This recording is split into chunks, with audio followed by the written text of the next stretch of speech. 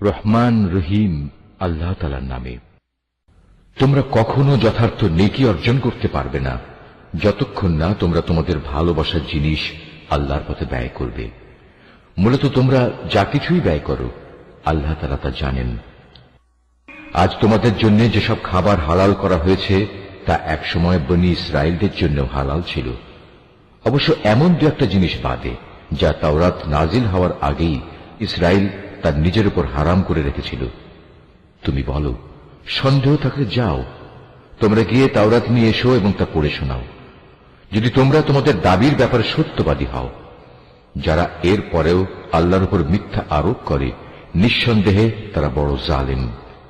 তুমি বলো, আল্লাহ তাআলা সত্য কথা বলেছেন, অতএব তোমরা সবাই নিষ্ঠার সাথে ইব্রাহিমের মতাদর্শ অনুসরণ করো।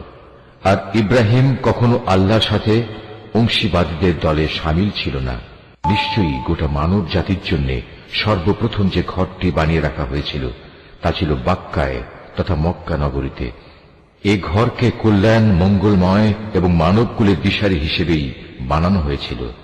এখানে রয়েছে আল্লাহ তাআলার সুস্পষ্ট নিদর্শন সমূহ। আরো রয়েছে সেই স্থান যেখানে ইব্রাহিম দাঁড়িয়েছিল। এই ঘরের বিশেষ মর্যাদা হচ্ছে, যে এখানে প্রবেশ করবে সে দুনিয়া আখিরাত উভয় স্থানেই নিরাপদ হয়ে যাবে। দ্বিতীয় মর্যাদা হচ্ছে, মানব জাতির উপর আল্লাহর জন্য এই দায়িত্ব দেওয়া হয়েছে যে যে ব্যক্তিরই এ ঘর পর্যন্ত পৌঁছার সামর্থ্য থাকবে সে যেন এই ঘরের হজ আদায় করে। আর যদি কেউ এ বিধান অস্বীকার করে তার জেনে রাখা উচিত আল্লাহ তাআলা সৃষ্টিকুলের মোটেই মুখাপেক্ষী নন। হে নবী, তুমি বলো, হে আহলে কিতাবরা, তোমরা কেন জেনে বুঝে আল্লাহর আয়াত অস্বীকার করো, অথচ আল্লাহ তাআলাই তোমাদের যাবতীয় কাজের সাক্ষী। তুমি আরো বলো, হে আহলে কিতাবরা, তোমরা কেন তাদের আল্লাহর পথ থেকে ফেরাতে চেষ্টা করছো যারা ঈমান এনেছে, এবং এভাবেই তোমরা আল্লাহর পথকে বাঁকা করতে চাও, অথচ এই লোকদের সত্যপন্থী হবার ব্যাপারে তোমরাই তো সাক্ষী। আল্লাহ তাআলা তোমাদের এই সব বিদ্রোহমূলক আচরণ সম্পর্কে মোটেই উদাসীন নন। হে মানুষ, তোমরা যারা ঈমান এনেছ, তোমরা যদি এই আহলে কিতাবদের কোন একটি দলের কথা মেনে চলো, তাহলে মনে রেখো এরা ঈমান আনার পরেও ধীরে ধীরে তোমাদের কাফের বানিয়ে দেবে। আর তোমরা কিভাবে কুফরি করবে যখন তোমাদের সামনে বারবার আল্লাহর আয়াতসমূহ তেলাওয়াত করা হচ্ছে? তাছাড়া এই আয়াতের বাহক স্বয়ং আল্লাহর রসূল যখন তোমাদের মাঝে মজুদ রয়েছে। যে ব্যক্তি আল্লাহ ও তার বিধানকে শক্ত করে আঁকড়ে ধরবে সে অবশ্যই সোজা পথে পরিচালিত হবে। হে মানুষ, তোমরা যারা ঈমান এনেছ আল্লাহকে ভয় করো, ঠিক যতটুকু ভয় তাকে করা উচিত। আল্লাহর কাছে সম্পূর্ণ আত্মসমর্পণকারী না হয়ে তোমরা কখনো মৃত্যুবরণ করো না। তোমরা সবাই মিলে আল্লাহর রশিকে শক্ত করে আঁকড়ে ধরো এবং কখনো পরস্পর বিচ্ছিন্ন হও না। তোমরা তোমাদের উপর আল্লাহর সেই নিয়ামতের কথা স্মরণ করো যখন তোমরা একে অপরের দুশমন ছিলে। অতঃপর আল্লাহ তাআলা তার দ্বীনের বন্ধন দিয়ে তোমাদের একের জন্য অপরের মনে ভালোবাসার সঞ্চার করে দিলেন। অতঃপর যুগ যুগান্তরের শত্রুতা ভুলে তোমরা আল্লাহর অনুগ্রহে একে অপরের ভাই হয়ে গেলে, অথচ তোমরা ছিলে হানাহানির অগ্নিকুণ্ডের প্রান্ত সীমায়। অতঃপর সেখান থেকে আল্লাহ তাআলা তার রহমত দিয়ে তোমাদের উদ্ধার করলেন। আল্লাহ তাআলা এভাবেই তার নিদর্শন সমূহ তোমাদের কাছে স্পষ্ট করে বর্ণনা করেন, যাতে করে তোমরা সঠিক পথের সন্ধান পেতে পারো। তোমাদের মধ্য থেকে এমন একটি দল থাকা উচিত যারা মানুষকে কল্যাণের দিকে ডাকবে, সত্য ও ন্যায়ের আদেশ দেবে, আর অসত্য ও অন্যায় কাজ থেকে তাদের বিরত রাখবে। অতঃপর যারা এই দলে সামিল হবে সত্যিকার অর্থে তারাই সাফল্যমণ্ডিত হবে। তোমরা কখনো তাদের মতো হও না যাদের কাছে আল্লাহর পক্ষ থেকে সুস্পষ্ট নিদর্শন আসার পরেও তারা বিভিন্ন দলে উপদলে বিভক্ত হয়ে পড়েছে এবং নিজেদের মধ্যে নানা ধরনের মতানৈক্য সৃষ্টি করেছে। তাদের জন্য কঠোর শাস্তি রয়েছে। সে কিয়ামতের দিন নিজেদের নেক আমল দেখে কিছু সংখ্যক চেহারা শুভ্র সমুজ্জ্বল হয়ে যাবে, আবার কিছু সংখ্যক মানুষের চেহারা ব্যর্থতার নথিপত্র দেখার পর কালো ও বিশ্রী হয়ে পড়বে। সুতরাং যাদের মুখ সেদিন কালো হয়ে যাবে, জাহান্নামের প্রহরীরা তাদের জিজ্ঞেস করবে, ঈমানের নিয়ামত পাওয়ার পরও কি তোমরা কুফরির পথ অবলম্বন করেছিলে? অতঃপর তোমরা নিজেদের কুফরির প্রতিফল হিসেবে এই আযাব উপভোগ করতে থাকো। আর যাদের চেহারা আলোকোজ্জ্বল হবে তারা সেদিন আল্লাহ তাআলার অফুরন্ত দয়ার আশ্রয়ে থাকবে, তারা সেখানে থাকবে চিরদিন। এর সবকিছুই হচ্ছে আল্লাহর নিদর্শন। যথাযথভাবে আমি সেগুলো তোমাকে পড়ে শোনাচ্ছি, কেননা আল্লাহ তাআলা তার আয়াতসমূহ গোপন রেখে এবং পরে সেজন্য শাস্তির বিধান করে সৃষ্টিকুলের উপর কোনো জুলুম করতে চান না। মূলত আসমানসমূহ ও জমিনে যা কিছু আছে সবই আল্লাহর জন্য। সবকিছুকে একদিন আল্লাহর দিকে ফিরিয়ে দেয়া হবে। তোমরাই হচ্ছে দুনিয়ার সর্বোত্তম জাতি। সমগ্র মানব জাতির কল্যাণের জন্যই তোমাদের উত্থান। তোমাদের দায়িত্ব হচ্ছে তোমরা দুনিয়ার মানুষদের সৎ কাজের আদেশ দেবে এবং অসৎ কাজ থেকে বিরত রাখবে। আর তোমরা নিজেরাও আল্লাহর উপর পুরোপুরি ঈমান আনবে। আহলে কিতাবরা যদি সত্যি সত্যি ঈমান আনত তাহলে এটা তাদের জন্য কতই না ভালো হতো। তাদের মধ্যে কিছু কিছু ঈমানদার ব্যক্তিও রয়েছে, তবে তাদের অধিকাংশই হচ্ছে সত্যত্যাগী লোক। সামান্য কিছু দুঃখ কষ্ট দেয়া ছাড়া তারা তোমাদের কখনো কোনো ক্ষতি করতে পারবে না। তারা যদি কোনো সময় তোমাদের সাথে সম্মুখ সমরে লিপ্ত হয় তাহলে তারা পৃষ্ঠ প্রদর্শন করবে, অতঃপর তাদের কোন রকম সাহায্য করা হবে না। যেখানেই এদের পাওয়া যাবে সেখানেই এদের অপমানিত ও লাঞ্ছিত করে রাখা হবে। তবে আল্লাহ তাআলার নিজের প্রতিশ্রুতি ও মানুষের প্রতিশ্রুতির মাধ্যমে কিছুটা নিরাপত্তা পাওয়া গেলে সেটা ভিন্ন। এরা আল্লাহর ক্রোধ ও গজবের পাত্র হয়েছে। এদের উপর দারিদ্র্য ও লাঞ্ছনা চাপিয়ে দেওয়া হয়েছে। এর কারণ ছিল এরা আল্লাহ তাআলা ও তাঁর বিধানকে অস্বীকার করেছে। আল্লাহর নবীদের এরা অন্যায়ভাবে হত্যা করেছে। মূলত এ হচ্ছে তাদের বিদ্রোহ ও সীমা লঙ্ঘনের ফল। তারা আহলে কিতাবরা আবার সবাই একরকম নয়। তাদের মধ্যে এমন কিছু লোক আছে যারা সত্য ও ন্যায়ের উপর অবিচল হয়ে দাঁড়িয়ে আছে, যারা সারা রাত আল্লাহর কিতাব পাঠ করে এবং নামাজ পড়ে। তারা আল্লাহ তাআলা ও শেষ বিচার দিনের উপর ঈমান রাখে এবং মানুষদের তারা ন্যায় কাজের আদেশ দেয় ও অন্যায় কাজ থেকে নিষেধ করে। সৎ কাজে এরা প্রতিযোগিতা করে। এ ধরনের মানুষেরাই হচ্ছে মূলত নেক লোকদের অন্তর্ভুক্ত। তারা যা কিছু ভালো কাজ করবে প্রতিদান দেওয়ার সময় তা কখনো অস্বীকার করা হবে না, কারণ আল্লাহ তাআলা পরেজগার লোকদের ভালো করেই জানেন। একথা সুনিশ্চিত, যারা আল্লাহ তাআলাকে অস্বীকার করে তাদের ধন সম্পদ সন্তান সন্ততি আল্লাহ তাআলার মোকাবেলায় তাদের কোনই উপকারে আসবে না, বরং তারা হবে নিশ্চিত জাহান্নামের অধিবাসী। সেখানে অনন্তকাল তারা পড়ে থাকবে। এ ধরনের লোকেরা এ দুনিয়ার জীবনে যা খরচ করে তার উদাহরণ হচ্ছে যারা নিজেদের উপর অবিচার করেছে সেই দলের শস্য ক্ষেত্রের উপর দিয়ে প্রবাহমান হিম শীতল তীব্র বাতাসের মতো, যা তাদের শস্যক্ষেত্র বরবাদ করে দিয়ে গেল। মূলত আল্লাহ তাআলা তাদের উপর কোনই অবিচার করেননি, বরং কুফরির পন্থা অবলম্বন করে এরা নিজেরাই নিজেদের উপর জুলুম করেছে। হে ঈমানদার ব্যক্তিরা, তোমরা কখনো নিজেদের দলভুক্ত লোকজন ছাড়া অন্য কাউকে নিজেদের অন্তরঙ্গ বন্ধু হিসেবে গ্রহণ করো না, কেননা এরা তোমাদের অনিষ্ট সাধনের কোনো পথই অনুসরণ করতে দ্বিধা করবে না। তারা তো তোমাদের ক্ষতি ও ধ্বংসই কামনা করে। তাদের জঘন্য প্রতিহিংসা ও বিদ্বেষ তাদের মুখ থেকেই এখন প্রকাশ পেতে শুরু করেছে। অবশ্য তাদের অন্তরে লুকানো হিংসা ও বিদ্বেষ বাইরের অবস্থার চাইতেও মারাত্মক। আমি সব ধরনের নিদর্শনই তোমাদের সামনে খোলাখুলি বলে দিচ্ছি। তোমাদের যদি সত্যি জ্ঞান বুদ্ধি থাকে তাহলে তোমরা এই সম্পর্কে সতর্ক হতে পারবে। এরা হচ্ছে সেসব মানুষ যাদের তোমরা ভালোবাসো, কিন্তু তারা তোমাদের মোটেই ভালোবাসে না। তোমরা তো তোমাদের আগে আমার নাজেল করা সব কয়টি কিতাবের উপরও ঈমান আনো, আর তারা তো তোমাদের কিতাবকে বিশ্বাসই করে না। এই মুনাফিক লোকগুলো যখন তোমাদের সাথে সাক্ষাৎ করে তখন বলে, হ্যাঁ আমরা তোমাদের কিতাবকে মানি।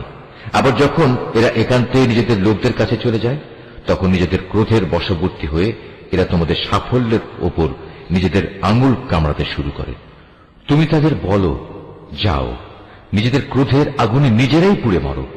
অবশ্যই আল্লাহ তাআলা এ মুনাফিকদের মনের ভিতর লুকিয়ে থাকা যাবতীয় চক্রান্তমূলক বিষয় সম্পর্কে সম্যক অবগত আছেন।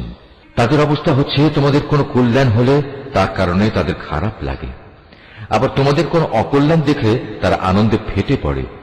এ প্রতিকূল অবস্থায় যদি তোমরা ধৈর্য ধারণ করতে পারো এবং নিজেরা সাবধান হয়ে চলতে পারো তাহলে তাদের চক্রান্ত ও ষড়যন্ত্র তোমাদের কিছুই ক্ষতি করতে পারবে না। তাদের যাবতীয় কর্মকাণ্ডই আল্লাহ তাআলা পরিবেষ্টন করে আছেন। হে নবী, স্মরণ করো যখন তুমি খুব ভোরবেলায় তোমার আপনজনের কাছ থেকে বিদায় নিয়ে মোমেনদের যুদ্ধের ঘাঁটি সমূহে মোতায়েন করছিলে। তখন তুমি জানতে আল্লাহ তাআলা সবকিছু শোনেন এবং তার বান্দাদের তিনি ভালো করেই জানেন। বিশেষ করে সেই নাজুক পরিস্থিতিতে যখন তোমাদের দুটো দল মনোবল হারিয়ে ফেলার উপক্রম করে ফেলেছিল, তখন আল্লাহ তাআলাই তাদের উভয় দলের সেই ভগ্ন মনোবল জোড়া লাগাবার কাজে অভিভাবক হিসেবে মজুদ ছিলেন। আর আল্লাহর উপর যারা ঈমান আনে তাদের তো সর্বাবস্থায় তার উপরই ভরসা করা উচিত। এই ভরসা করার কারণেই বদরের যুদ্ধে আল্লাহ তাআলা তোমাদের বিজয় ও সাহায্য দান করেছিলেন। অথচ তোমরা জানো তোমরা কত দুর্বল ছিলে। অতএব আল্লাহকে ভয় করো। আশা করা যায় তোমরা আল্লাহর কৃতজ্ঞতা আদায় করতে সক্ষম হবে। সে মুহূর্তের কথাও স্মরণ করো যখন তুমি মুমিনদের বলেছিলে, যুদ্ধে বিজয় লাভ করার জন্য তোমাদের মালিক যদি আসমান থেকে 3000 ফেরেশতা পাঠিয়ে তোমাদের সাহায্য করেন, তাহলে তোমাদের বিজয়ের জন্য তা কি যথেষ্ট হবে না? অবশ্যই তোমরা যদি ধৈর্য ধারণ করো এবং শয়তানের চক্রান্ত থেকে বেঁচে থাকতে পারো। এ অবস্থায় তারা শত্রু বাহিনী যদি তোমাদের উপর দ্রুত গতিতে আক্রমণ করে বসে, তাহলে তোমাদের মালিক প্রয়োজনে 5000 চিহ্নিত ফেরেশতা দিয়েও তোমাদের সাহায্য করবেন। আসলে এই সংখ্যাটা বলে আল্লাহ তাআলা তোমাদের জন্য একটি সুসংবাদ দিয়েছেন। নতুবা বিজয়ের জন্য তো তিনি একাই যথেষ্ট। আল্লাহ তাআলা চেয়েছেন যেন এর ফলে তোমাদের মন কিছুটা প্রশান্ত ও আশ্বস্ত হতে পারে। আর সাহায্য ও বিজয় তা তো পরাক্রান্ত প্রজ্ঞাময় আল্লাহ তাআলার পক্ষ থেকেই আসে। তিনিই সর্বজ্ঞ।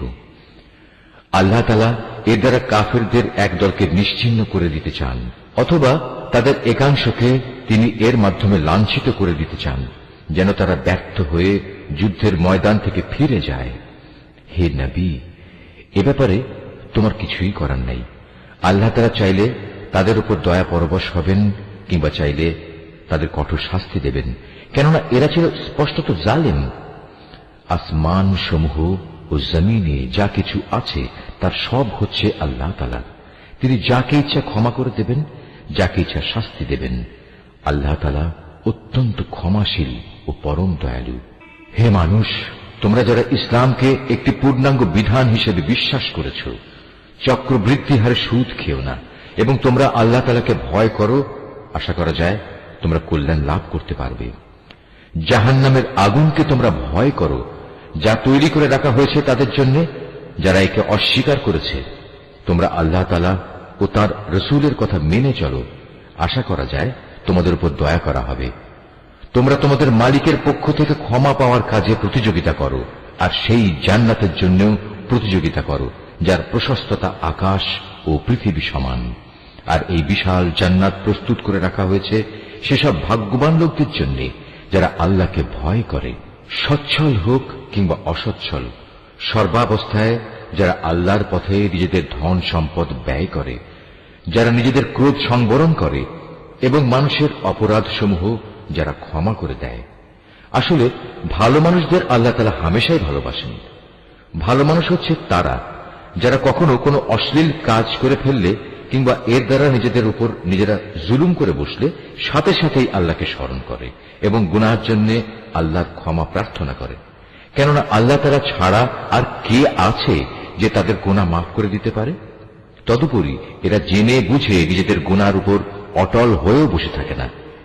এই সে বৈশিষ্ট্যমণ্ডিত মানুষগুলো, মালিকের পক্ষ থেকে তাদের প্রতিদান হবে আল্লাহ তাআলা তাদের ক্ষমা করে দেবেন, আর তাদের এমন এক জান্নাত দেবেন যার তলদেশ দিয়ে ঝর্ণাধারা বইতে থাকবে। এই জান্নাতে নেককার লোকেরা অনন্তকাল ধরে অবস্থান করবে। সৎ কর্মশীল ব্যক্তিদের জন্য আল্লাহর পক্ষ থেকে কত সুন্দর প্রতিদানের ব্যবস্থা রাখা হয়েছে। তোমাদের আগেও বহু জাতির বহু উদাহরণ ছিল যা এখন অতীত হয়ে গেছে।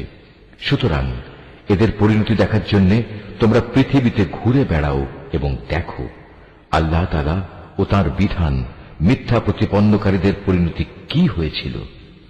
বস্তুত এটি হচ্ছে মানব জাতির জন্য একটি সুস্পষ্ট ব্যাখ্যা, এবং আল্লাহ তাআলাকে যারা ভয় করে এটি তাদের জন্য একটি সুস্পষ্ট পথ নির্দেশ ও সদুপদেশ বই কিছুই নয়। তোমরা হতোদ্যম হয়েও না, চিন্তিত হয়েও না। তোমরা যদি সত্যিকার অর্থে ঈমানদার হও তাহলে তোমরাই বিজয়ী হবে। তোমাদের উপর যদি কোনো সাময়িক আঘাত আসে এতে মনক্ষুণ্ণ হবার কি আছে? এ ধরনের আঘাত তো তাদের উপরও এসেছে। আর এভাবেই আমি মানুষের মাঝে তাদের উত্থান পতনের দিনগুলো পালাক্রমে অদল বদল করাতে থাকি, যাতে করে আল্লাহ তাআলা এ কথাটা জেনে নিতে পারেন যে কে সত্যিকার অর্থে আল্লাহর উপর ঈমান রাখে, এবং এর মাধ্যমে তোমাদের মাঝখান থেকে কিছু শহীদও আল্লাহ তাআলা তুলে নিতে চান। মূলত আল্লাহ তাআলা কখনো জালেমদের পছন্দ করেন না। এর মাধ্যমে তিনি মূলত ঈমানদার বান্দাদের পরিশুদ্ধ করে কাফেরদের নাস্তা নাবুদ করে দিতে চান। তোমরা কি মনে করো তোমরা এমনি এমনি বেহেশতে প্রবেশ করে যাবে, অথচ আল্লাহ তাআলা পরীক্ষার মাধ্যমে এ কথা জেনে নেবেন না যে কে তার পথে জিহাদ করতে প্রস্তুত হয়েছে এবং কে এ বিপদে কঠোর ধৈর্য ধারণ করতে পেরেছে? তোমরা মৃত্যুর মুখোমুখি হওয়ার আগে থেকেই তা কামনা করছিলে, আর এখন তো দেখতে পাচ্ছ তোমরা নিজেদের চর্ম চোখে। মুহাম্মদ একজন রসূল ছাড়া অতিরিক্ত কিছুই নয়। তার আগেও বহু রসূল গত হয়ে গেছে, তারা সবাই মৃত্যু মুখে পতিত হয়েছে। তাই সে যদি আজ মরে যায় অথবা তাকে যদি কেউ মেরে ফেলে, তাহলে তোমরা কি তার আনিত হেদায়েত থেকে মুখ ফিরিয়ে নেবে? আর যে ব্যক্তি এ থেকে মুখ ফিরিয়ে নেয় সে কখনো আল্লাহর দ্বীনের কোন রকম ক্ষতি সাধন করতে পারবে না। আল্লাহ তাআলা অচিরেই কৃতজ্ঞ বান্দাদের প্রতিফল দান করবেন। কোন প্রাণী আল্লাহর সিদ্ধান্ত ও অনুমতি ছাড়া মরবে না। আল্লাহ তাআলার কাছে প্রত্যেকটি প্রাণীরই মৃত্যুর দিনক্ষণ সুনির্দিষ্ট হয়ে আছে। এর পরেও যে ব্যক্তি পার্থিব পুরস্কারের প্রত্যাশা করে, আমি তাকে এ দুনিয়াতেই তার কিছু অংশ দান করব। আর যে ব্যক্তি আখিরাতের পুরস্কারের ইচ্ছা পোষণ করবে, আমি তাকে সে চিরন্তন পাওনা থেকেই এর প্রতিফলন দান করব, এবং অচিরেই আমি আমার প্রতি কৃতজ্ঞদের যথার্থ প্রতিফল দান করব। আল্লাহর আরো অনেক নবী এখানে এসেছিল, যুদ্ধ করেছে আল্লাহর পথে, তার সাথে আরো যুদ্ধ করেছে অনেক সাধক ও জ্ঞানবান ব্যক্তি। আল্লাহর পথে তাদের উপর যত বিপদ মুসিবতি এসেছে তাতে কোনোদিনই তারা হতাশ হয়ে পড়েনি, তারা দুর্বলও হয়নি, বাতিলের সামনে তারা মাথাও নত করেনি। এ ধরনের ধৈর্যশীল ব্যক্তিদেরই আল্লাহ তাআলা ভালোবাসেন। তাদের মুখে এছাড়া অন্য কথা ছিল না যে তারা বলেছিল, হে আমাদের মালিক, তুমি আমাদের যাবতীয় গুনাহখাতা মাফ করে দাও, আমাদের কাজকর্মের সব বাড়াবাড়ি তুমি ক্ষমা করে দাও, এবং বাতিলের মোকাবেলায় তুমি আমাদের কদম মজবুত রাখো, হক ও বাতিলের সম্মুখ সমরে কাফেরদের উপর তুমি আমাদের বিজয় দাও। অতঃপর আল্লাহ তাআলা এই নেক বান্দাদের দুনিয়ার জীবনেই ভালো প্রতিফল দিয়েছেন এবং পরকালীন জীবনেও তিনি তাদের জন্য উত্তম পুরস্কার দিয়েছেন। আল্লাহ তাআলা নেককার বান্দাদের ভালোবাসেন। হে মানুষ, তোমরা যারা আল্লাহর উপর ঈমান এনেছো, তোমরা যদি কথায় কথায় এই কাফেরদের অনুসরণ করতে শুরু করো, তাহলে এরা তোমাদের ঈমান পূর্ববর্তী জাহেলিয়াতের অবস্থায় ফিরিয়ে নিয়ে যাবে। ফলে তোমরা নিদারুণভাবে ক্ষতিগ্রস্ত হয়ে পড়বে।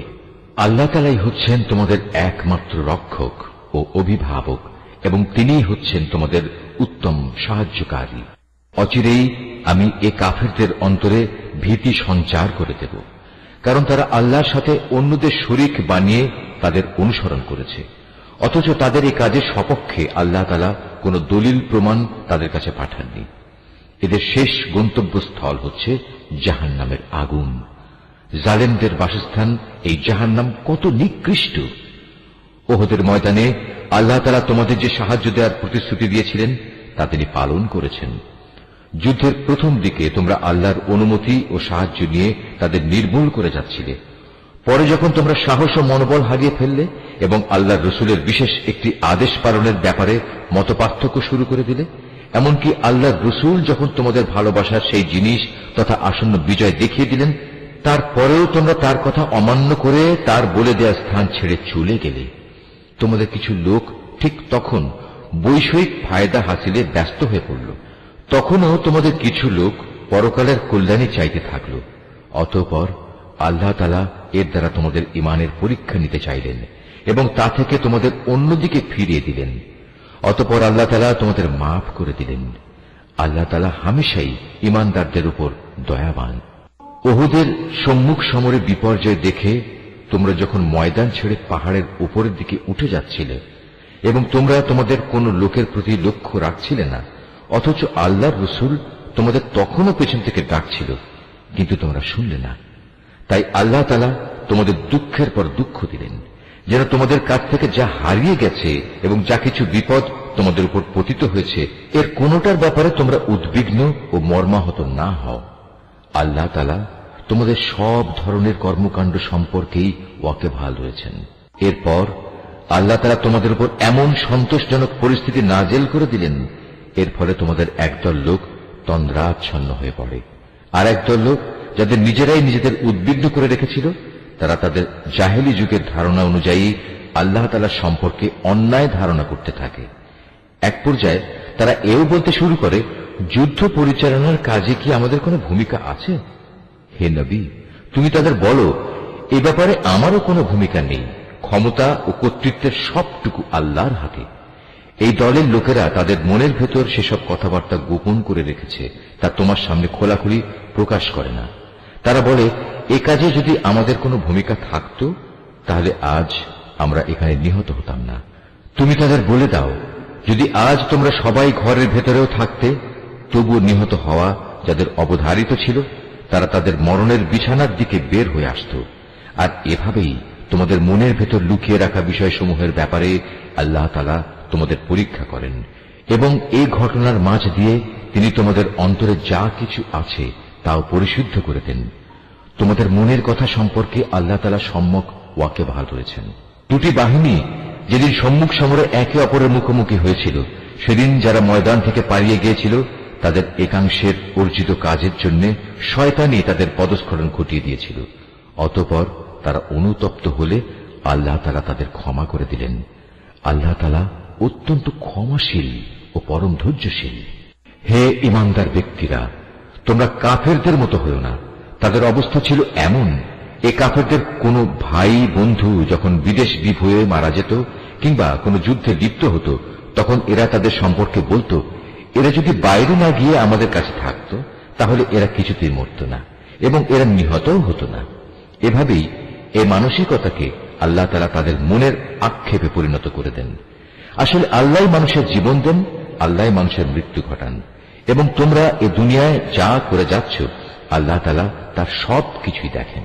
তোমরা যদি আল্লাহর পথে নিহত হও অথবা সে পথে থেকেই তোমরা মৃত্যুবরণ করো, তাহলে আল্লাহর পক্ষ থেকে যে রহমত ও ক্ষমা লাভ করবে, তা হবে কাফেরদের সঞ্চিত অর্থ সামগ্রীর চাইতে অনেক বেশি উত্তম। আল্লাহর পথে যদি তোমরা জীবন বিলিয়ে দাও অথবা তাঁরই পথে তোমাদের মৃত্যু হয়, তাহলেই তোমাদের কি করার থাকবে? কারণ তোমাদের তো একদিন আল্লাহ তাআলার সমীপে এমনি একত্রিত করা হবে। এটা আল্লাহর এক অসীম দয়া যে তুমি এদের সাথে ছিলে কোমল প্রকৃতির মানুষ। এর বিপরীত যদি তুমি নিষ্ঠুর ও পাষাণ হৃদয়ের মানুষ হতে, তাহলে এসব লোক তোমার আশপাশ থেকে সরে যেত। অতএব তুমি এদের অপরাধসমূহ মাফ করে দাও, এদের জন্য আল্লাহর কাছে ক্ষমা প্রার্থনা করো এবং কাজ কর্মের ব্যাপারে এদের সাথে পরামর্শ করো। অতঃপর সে পরামর্শের ভিত্তিতে সংকল্প একবার যখন নিয়ে নেবে, তখন তার সফলতার জন্য আল্লাহর উপর ভরসা করো। আল্লাহ তাআলা তার উপর নির্ভরশীল মানুষদের ভালোবাসেন। যদি আল্লাহ তাআলা তোমাদের সাহায্য করেন, তাহলে কোনো শক্তি তোমাদের পরাজিত করতে পারবে না। আর তিনি যদি তোমাদের পরিত্যাগ করেন, তাহলে এখানে এমন কোন শক্তি আছে যে অতঃপর তোমাদের কোন রকম সাহায্য করতে পারে? কাজেই আল্লাহর উপর যারা ঈমান আনে, তাদের আল্লাহর উপরই ভরসা করা উচিত। কোন নবীর পক্ষে কোন বস্তুর খেয়ানত করা সম্ভবই নয়। হ্যাঁ, মানুষের মধ্যে কেউ যদি কিছু খেয়ানত করে, তাহলে কিয়ামতের দিন সে ব্যক্তিকে তার খেয়ানতের সে বস্তু সহ আল্লাহর দরবারে হাজির হতে হবে। অতঃপর প্রত্যেককেই তার অর্জিত ভালো মন্দের পাওনা সঠিকভাবে আদায় করে দেয়া হবে। সেদিন তাদের কারো ওপর অবিচার করা হবে না। যে ব্যক্তি আল্লাহর সন্তুষ্টির পথ অনুসরণ করে, তার সাথে কিভাবে সে ব্যক্তি তুলনা করা যায়? যে আল্লাহর বিরোধী পথে চলে শুধু তার ক্রোধই অর্জন করেছে, তার এমন ব্যক্তির জন্য জাহান্নামের আগুন হবে একমাত্র বাসস্থান, আর তা হবে সত্যিই একটি নিকৃষ্ট আশ্রয়স্থল। এরা নিজ নিজ আমল অনুযায়ী আল্লাহর কাছে বিভিন্ন স্তরে বিভক্ত হবে। আল্লাহ তাআলা এদের সব ধরনের কার্যকলাপের উপর সজাগ দৃষ্টি রাখেন। আল্লাহ তাআলা অবশ্যই তাঁর ঈমানদার বান্দাদের উপর এই অনুগ্রহ করেছেন যে তিনি তাদের মাঝ থেকে একজন ব্যক্তিকে রসুল করে পাঠিয়েছেন, যে তাদের কাছে আল্লাহর কিতাবের আয়াতসমূহ পড়ে শোনায় এবং সে অনুযায়ী সে তাদের জীবনকে পরিশুদ্ধ করে। সর্বোপরি সে নবী তাদের আল্লাহর কিতাব ও তাঁর গ্রন্থলব্ধ জ্ঞান বিজ্ঞান শিক্ষা দেয়, অথচ এরা সবাই ইতিপূর্বে স্পষ্ট ভ্রান্তিতে নিমজ্জিত ছিল। যখনই তোমাদের উপর ওহদ যুদ্ধের বিপদ নেমে এলো, তখনই তোমরা বলতে শুরু করলে, পরাজয়ের এই বিপদ কিভাবে এলো, কার দোষে এলো? অথচ বদরের যুদ্ধে এর চাইতে দ্বিগুণ পরাজয়ের বিপদ তো তোমরাই তাদের ঘটিয়েছিলে। হে নবী, তুমি বলো, এটা এসেছে তোমাদের নিজেদের কারণেই। আল্লাহ তাআলা সর্ববিষয়ের উপর অসীম ক্ষমতায় ক্ষমতাবান।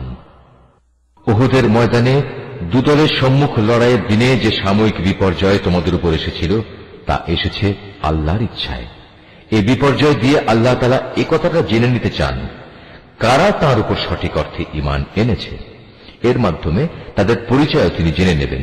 যারা এই চরম মুহূর্তে মুনাফিকি করেছে, এ মুনাফিকদের যখন বলা হয়েছিল যে সবাই একসাথে আল্লাহর পথে লড়াই করো, অথবা কমপক্ষে নিজেদের শহরের প্রতিরক্ষাটুকু তোমরা করো, তখনও তারা বলল, যদি আমরা জানতাম আজ সত্যি সত্যি যুদ্ধ হবে, তাহলে অবশ্যই আমরা তোমাদের অনুসরণ করতাম। এ সময় তারা ঈমানের চাইতে কুফরিরই বেশি কাছাকাছি অবস্থান করছিল। এরা মুখে এমন সব কথা বলে যা তাদের অন্তরে নেই, আর এরা যা কিছু গোপন করে আল্লাহ তাআলা তা সম্যক অবগত আছেন। এরা হচ্ছে সেসব মুনাফিক যারা যুদ্ধে শরীক না হয়ে ঘরে বসে থাকত এবং ভাইদের সম্পর্কে বলল, তারা যদি তাদের মতো ঘরে বসে থাকত এবং তাদের কথা শুনত, তাহলে তারা আজ এভাবে মারা পড়ত না। হে নবী, তুমি এই মুনাফিকদের বলো, যদি তোমরা সত্যবাদী হও তাহলে তোমাদের থেকে মৃত্যু সরিয়ে দাও। যারা আল্লাহর পথে নিহত হয়েছে তাদের তোমরা কোনো অবস্থাতেই মৃত বলো না, তারা তো জীবিত। তাদের মালিকের পক্ষ থেকে জীবিত লোকদের মতোই তাদের রিজিক দেয়া হচ্ছে। আল্লাহ তাআলা নিজ অনুগ্রহ দিয়ে তাদের যা কিছু দান করেছেন তাতেই তারা পরিতৃপ্ত। এবং যারা এখনো তাদের পেছনে রয়ে গেছে, যারা এখনো তাদের সাথে মিলিত হতে পারেনি, তাদের ব্যাপারেও এরা খুশি, কেননা এমন ধরনের লোকদের জন্য এখানে কোনো ভয় নেই এবং তারা সেদিন উৎকণ্ঠিত হবে না। এ ভাগ্যবান মানুষরা আল্লাহর পক্ষ থেকে অফুরন্ত নিয়ামত ও অনুগ্রহে উৎফুল্ল আনন্দিত হয়, কারণ আল্লাহ তাআলা ঈমানদার বান্দাদের পাওনা কখনো বিনষ্ট করেন না। উহুদের এত বড় আঘাত আসার পরেও যারা আবার আল্লাহ তাআলা ও তার রসূলের ডাকে সাড়া দিয়েছে এবং তাদের মধ্যে আরো যারা নেক কাজ করেছে, সর্বোপরি সর্বদা যারা আল্লাহকে ভয় করে চলেছে, এদের সবার জন্য রয়েছে মহাপুরস্কার। যাদের মানুষেরা যখন বলল, তোমাদের বিরুদ্ধে কাফেরদের এক বিশাল বাহিনী জামায়াত হয়েছে, অতএব তোমরা তাদের ভয় করো, এই বিষয়টাই যারা যথার্থ ঈমানদার তাদের ঈমান আরো বাড়িয়ে দিল। তারা বলল, আল্লাহ তাআলাই আমাদের জন্য যথেষ্ট এবং তিনিই হলেন উত্তম কর্মবিধায়ক। অতঃপর আল্লাহর নিয়ামত ও অনুগ্রহ নিয়ে এরা এমন ভাবে ফিরে এলো যে কোনো প্রকার অনিদের স্পর্শ করতে পারল না। এরা আল্লাহর সন্তুষ্টির পথই অনুসরণ করল। বস্তুত আল্লাহ তাআলা মহা অনুগ্রহশীল। এই হচ্ছে তোমাদের প্ররোচনা দানকারী শয়তান। তারা শত্রুপক্ষের অতিরঞ্জিত শক্তির কথা বলে তাদের আপনজনদের ভয় দেখাচ্ছিল। তোমরা কোনো অবস্থায় তাদের এ হুমকিকে ভয় করবে না, বরং আমাকেই ভয় করো যদি তোমরা সত্যিকার অর্থে ঈমানদার হও। হে নবী, যারা দ্রুত গতিতে কুফরির পথে এগিয়ে যাচ্ছে, তাদের কর্মকাণ্ড যেন তোমাকে চিন্তান্বিত না করে। তারা কখনো আল্লাহর বিন্দুমাত্র কোনো ক্ষতি সাধন করতে পারবে না। মূলত আল্লাহ তাআলা এদের জন্য পরকালে পুরস্কারের কোনো অংশই রাখতে চান না। তাদের জন্য অবশ্যই কঠিন আযাব রয়েছে। যারা ঈমানের বদলে কুফরি খরিদ করে নিয়েছে, তারা আল্লাহর কোনোই ক্ষতি করতে পারবে না। এদের জন্য মর্মান্তিক শাস্তির বিধান রয়েছে। কাফেররা যেন এটা কখনো মনে করে না যে আমি যে তাদের ঢিল দিয়ে রেখেছি এটা তাদের জন্য কল্যাণকর হবে। আসলে আমি তো তাদের অবকাশ দিচ্ছি যেন তারা তাদের গুনায় বোঝা আরো বাড়িয়ে নিতে পারে। আর তোমাদের মধ্যে তাদের জন্য প্রস্তুত রয়েছে লাঞ্ছনাদায়ক আযাব। আল্লাহ তাআলা কখনো তার ঈমানদার বান্দাদের তোমরা বর্তমানে যে ভালো মন্দে মিশানো অবস্থার উপর আছো এর উপর ছেড়ে দিতে চান না, যতক্ষণ না তিনি সৎ লোকদের অসৎ লোকদের থেকে আলাদা করে দেবেন। একইভাবে এটা আল্লাহ তাআলার কাজ নয় যে তিনি তোমাদের অদৃশ্য জগতের খোঁজ খবরের উপর কিছু অবহিত করবেন। তবে আল্লাহ তাআলা তার রসুলদের মাঝ থেকে যাকে চান তাকে বিশেষ কোনো কাজের জন্য বাছাই করে নেন। অতঃপর তোমরা আল্লাহ তাআলা ও তার রসুলদের উপর বিশ্বাস স্থাপন করো। তোমরা যদি আল্লাহর উপর যথাযথভাবে ঈমান আনো এবং নিজেরা সাবধান হয়ে চলতে পারো, তাহলে তোমাদের জন্য মহা পুরস্কার রয়েছে। আল্লাহ তাআলা নিজের অনুগ্রহ দিয়ে তাদের যে প্রাচুর্য দিয়েছেন, যারা তা আল্লাহর পথে ব্যয় করতে কার্পণ্য করে, তারা যেন কখনো এটা মনে না করে এটা তাদের জন্য কোনো কল্যাণকর কিছু হবে না। আসলে এই কৃপণতা তাদের জন্য খুবই অকল্যাণকর। কার্পণ্য করে তারা যা জমা করেছে, অচিরেই কিয়ামতের দিন তা দিয়ে তাদের গলায় বেড়ি পরিয়ে দেওয়া হবে। আসমান সমূহ ও জমিনের উত্তরাধিকার তো আল্লাহ তাআলার, আর তোমাদের প্রতিটি কার্যকলাপ সম্পর্কে আল্লাহ তাআলা বিশেষভাবে অবগত রয়েছেন। আল্লাহ তাআলা সেই ইহুদি লোকদের কথা ভালো করেই শুনেছেন, যখন তারা বিদ্রুপ করে বলেছিল, হ্যাঁ, আল্লাহ তাআলা অবশ্যই গরীব আর আমরা হচ্ছি ধনী। তারা যা কিছু বলে তা আমি তাদের হিসেবের খাতায় লিখে রাখব। আমি আরো লিখে রাখব অন্যায়ভাবে তাদের নবীদের হত্যা করার বিষয়টিও। সেদিন আমি তাদের বলবো, এবার এই জাহান্নামের স্বাদ উপভোগ করো। এ আযাব হচ্ছে তোমাদের নিজেদেরই হাতের কামাই, যা তোমরা আগেই এখানে পাঠিয়েছ। আল্লাহ তাআলা কখনো তার নিজ বান্দাদের প্রতি অবিচারক নন। যারা বলে, স্বয়ং আল্লাহ তাআলাই তো আমাদের আদেশ দিয়েছেন যেন আমরা কোন রসুলের উপর ঈমান না আনি, যতক্ষণ না সে আমাদের জন্য এমন একটা কোরবানি এনে হাজির করবে যা গায়েব থেকে এক আগুন এসে খেয়ে ফেলবে। হে মুহাম্মদ, তুমি তাদের বলো, হ্যাঁ, আমার আগেও তোমাদের কাছে বহু নবী রসুল এসেছে, তারা সবাই উজ্জ্বল নিদর্শন নিয়েই এসেছিল। তোমরা আজ যে কথা বলছো তা সহই তো তারা এসেছিল।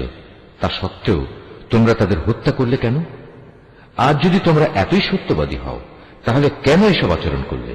হে মুহাম্মদ, এরা যদি তোমাকে অস্বীকার করে তাহলে এ নিয়ে তুমি উদ্বিগ্ন হও না, কারণ তোমার আগেও এমন বহু নবী রসুল নবুয়তের সুস্পষ্ট দলিল প্রমাণ ও আল্লাহর কাছ থেকে নাজিল করা হেদায়েতের দীপ্তিমান গ্রন্থমালা নিয়ে এসেছিল। তাদেরও এমনি ভাবেই অস্বীকার করা হয়েছিল। প্রত্যেক প্রাণীকেই মরণের স্বাদ ভোগ করতে হবে। অতঃপর তোমাদের জীবনভর কামাইয়ের প্রতিফল কিয়ামতের দিন আদায় করে দেয়া হবে। যাকে জাহান্নামের আগুন থেকে বাঁচিয়ে দেয়া হবে এবং জান্নাতে প্রবেশ করানো হবে, সেই হবে সফল ব্যক্তি। মনে রেখো, এই যে পার্থিব জীবন, তা বাহ্যিক ছলনার মাল সামানা ছাড়া আর কিছুই নয়। হে ঈমানদার ব্যক্তিরা, নিশ্চয়ই জানমালের ক্ষতি সাধনের মাধ্যমে তোমাদের পরীক্ষা নেওয়া হবে। এই পরীক্ষা দিতে গিয়ে তোমরা অবশ্যই তোমাদের পূর্ববর্তী সম্প্রদায়, যাদের কাছে আল্লাহর কিতাব নাজিল হয়েছিল এবং যারা আল্লাহর সাথে অন্যদের শরীক করেছে, তাদের উভয়ের কাছ থেকে অনেক কষ্টদায়ক কথাবার্তা শুনবে। এই অবস্থায় তোমরা যদি কঠোর ধৈর্য ধারণ করো এবং আল্লাহকে ভয় করে চলো, তাহলে তা হবে অত্যন্ত বড় ধরনের এক সাহসিকতার ব্যাপার। যখন আল্লাহ তাআলা এই কিতাবধারী ব্যক্তিদের কাছ থেকে প্রতিশ্রুতি গ্রহণ করেছিলেন, তিনি তাদের বলেছিলেন, তোমরা একে মানুষদের কাছে বর্ণনা করবে এবং একে তোমরা গোপন করবে না। কিন্তু তারা এ প্রতিশ্রুতি নিজেদের পেছনে ফেলে রাখল এবং অত্যন্ত অল্প মূল্যে তা বিক্রি করে দিল। বড়ই নিকৃষ্ট ছিল যেভাবে তারা সে বেচাকেনার কাজটি করল। এমন সব লোকদের ব্যাপারে তুমি কখনো ভেবো না, যারা নিজেরা যা করে তাতে আনন্দ প্রকাশ করে, আবার নিজেরা যা কখনো করেনি তার জন্য প্রশংসিত হতে ভালোবাসে।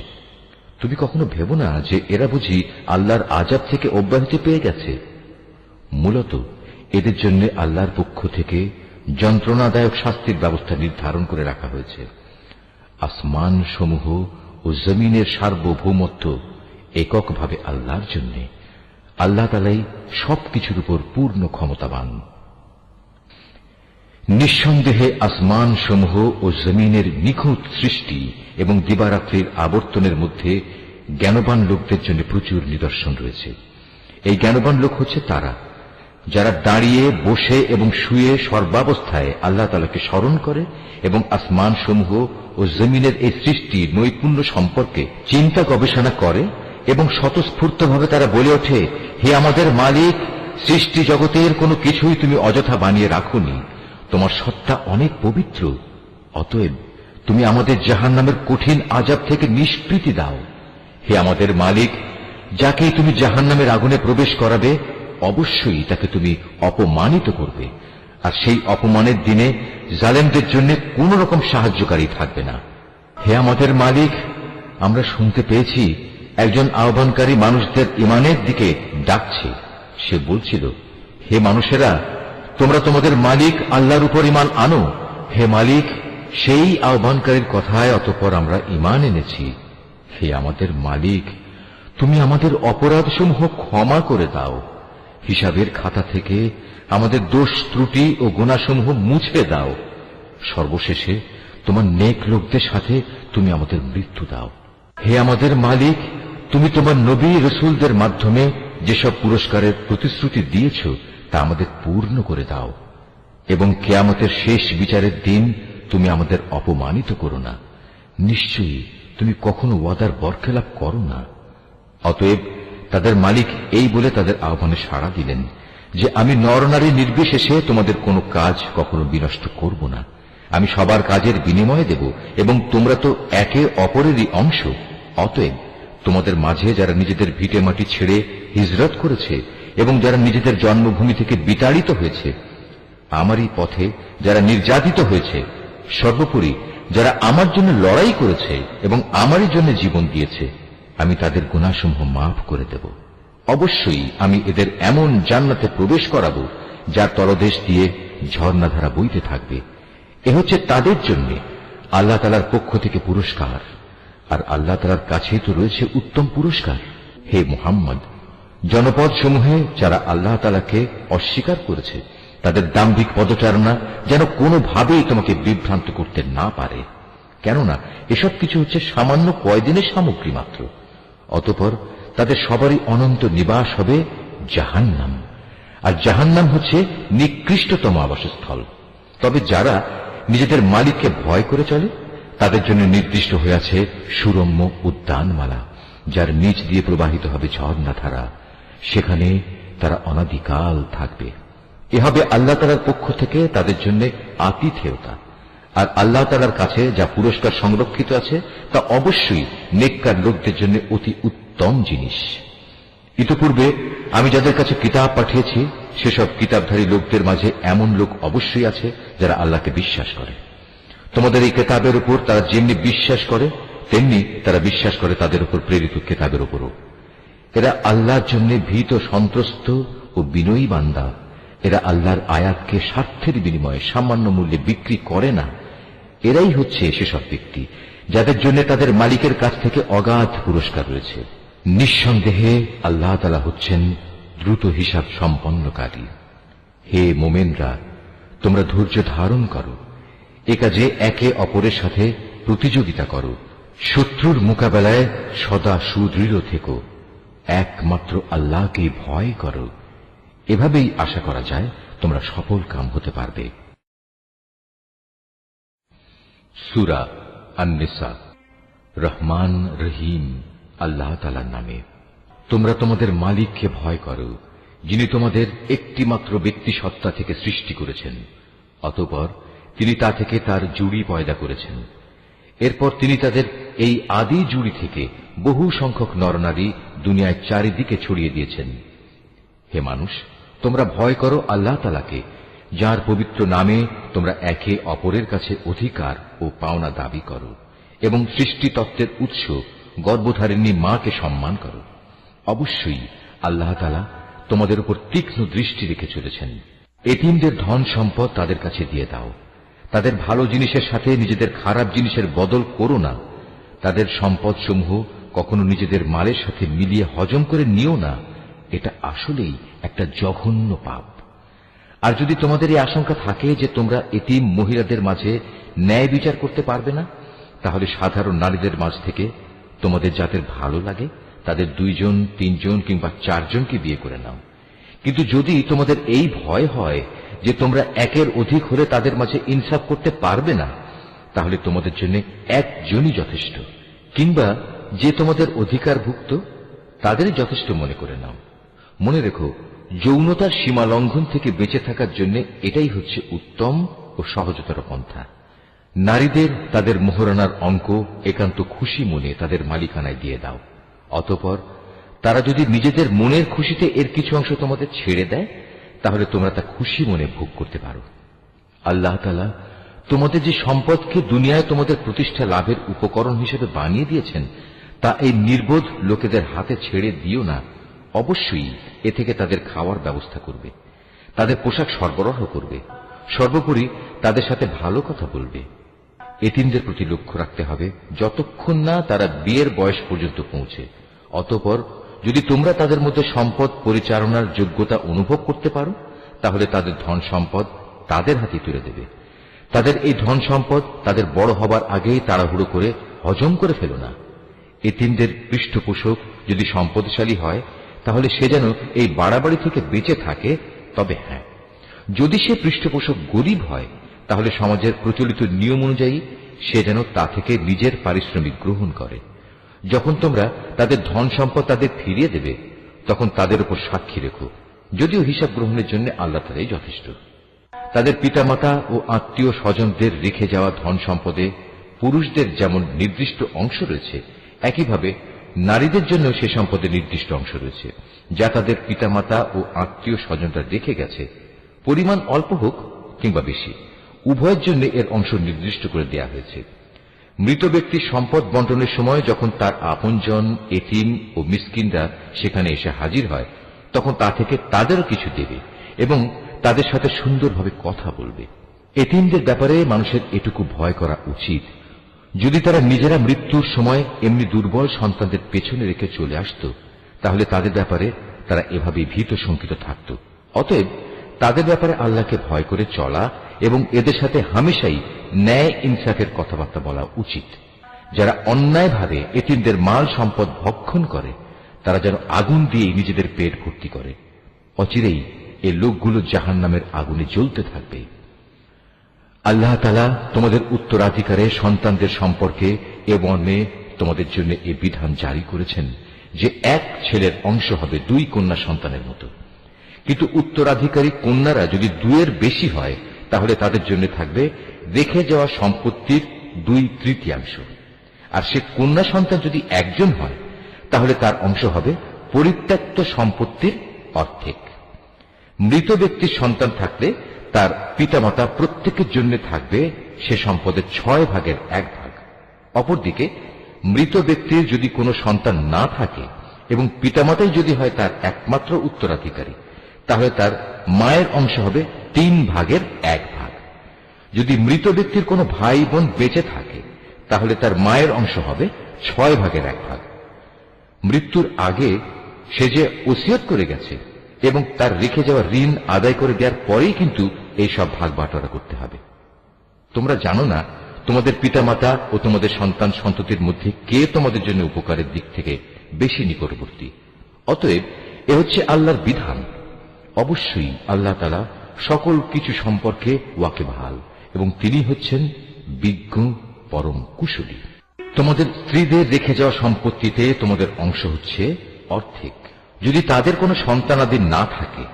আর যদি তাদের সন্তান থাকে, তাহলে সে সম্পত্তিতে তোমাদের অংশ হবে 4/1।